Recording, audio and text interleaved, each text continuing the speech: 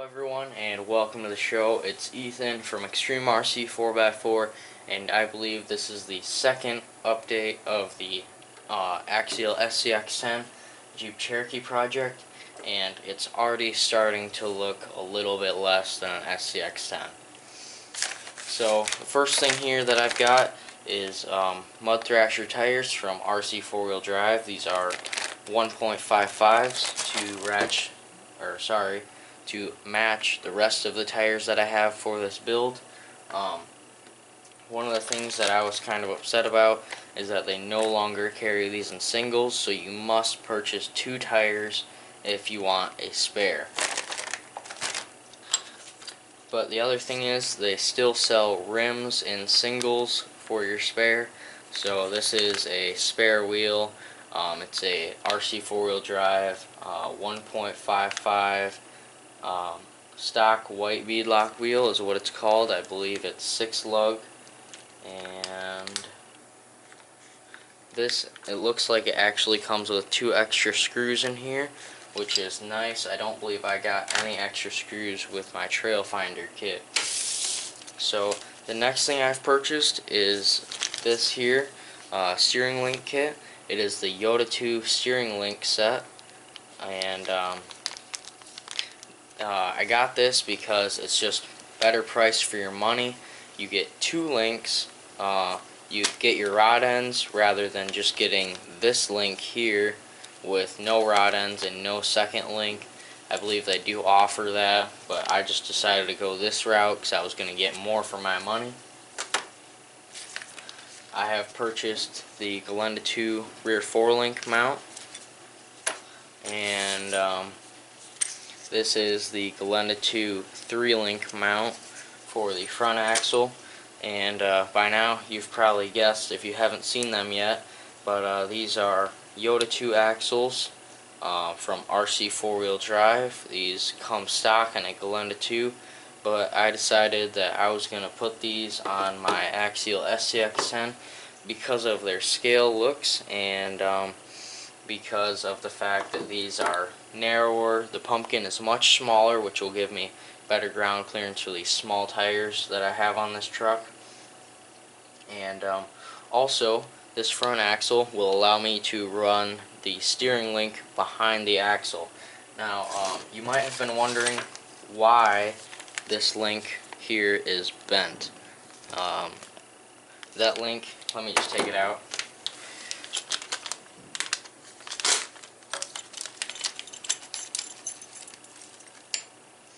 This link here is bent so that it can go up over the outdrive or indrive on the axle, and when you're steering, it goes behind the axle because the steering link can come down to either side here and then run to the steering link behind the axle, which will steer the other side. So I'm just gonna get into it. Okay guys, now I'm going to show you how to mount the front 3-link mount onto the Yota 2 front axle now that I've gotten it greased and all ready to go.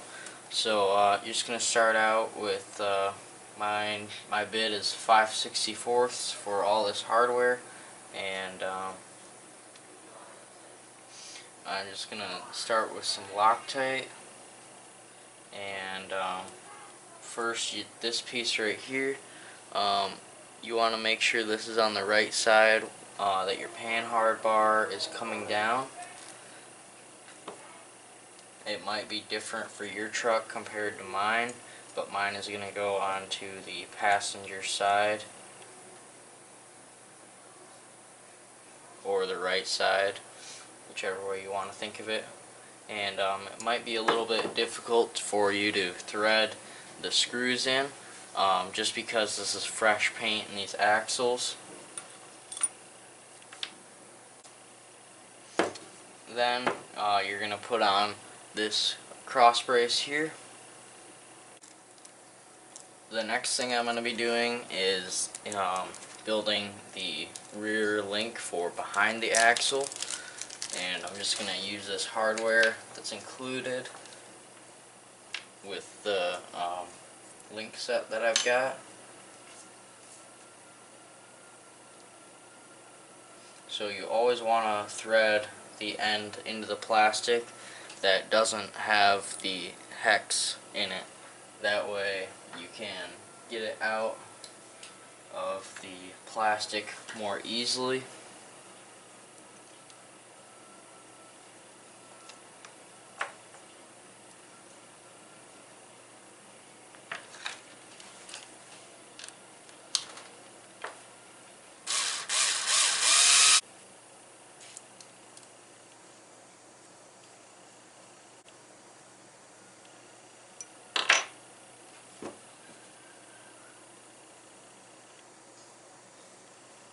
So there it is with the steering link behind the axle. Very nice. I do really like this feature about these axles.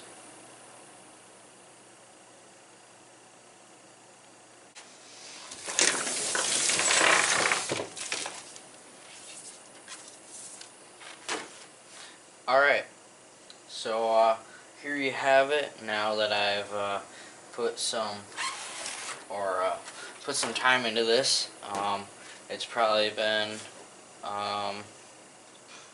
maybe 4 hours I've spent today working on this truck.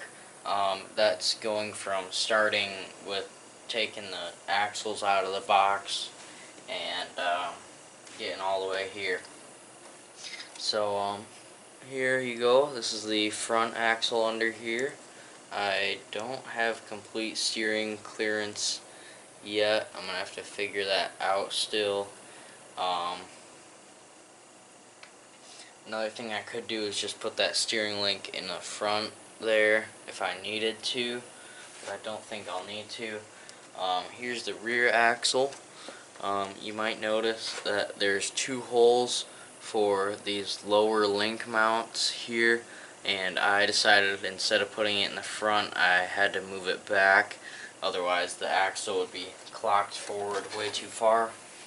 And it does sit a little bit high right now, but that is just because of how the shocks are mounted. They're mounted above the axle instead of right where the links are on the regular SCX10, but it does look pretty good like that. Here's a little bit of a close-up here. I got my light bar on there. I got links and everything are all hooked up. Steering bar clears that back link back there, but it is hitting the shocks a little bit. Pan hard bar hooked up easily, and it is sitting a little bit more to one side right now, so I will have to adjust that. Back here at the rear end, this rear axle looks good. Got everything working, and still get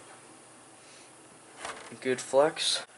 Alright guys, so hopefully you've enjoyed this video. I will be trying to post more about this truck in the future because I know I haven't been the greatest about getting a lot of work done on this.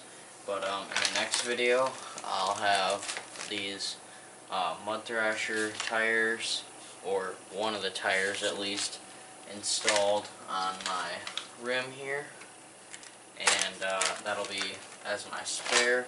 I've also got a aluminum steering horn and the steering link that needs to be put on the truck, and after that I'll be doing most likely some transmission work, moving the transmission up front or more forwards than it was originally, hopefully, but I'm not 100% sure yet.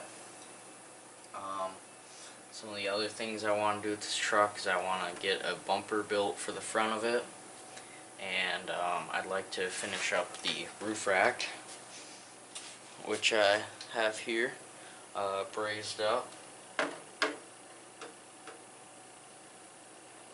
But here's how it should sit on the truck. I think it looks pretty good. So yeah, thank you for watching. I hope you enjoyed this video. Please leave a like, comment, subscribe, and please make sure to check out the channel for more videos just like this, and if you haven't yet, make sure to check out the first update video, and also please check it out on the forums. I do most of my posting there, and yeah, I will see you in the next video.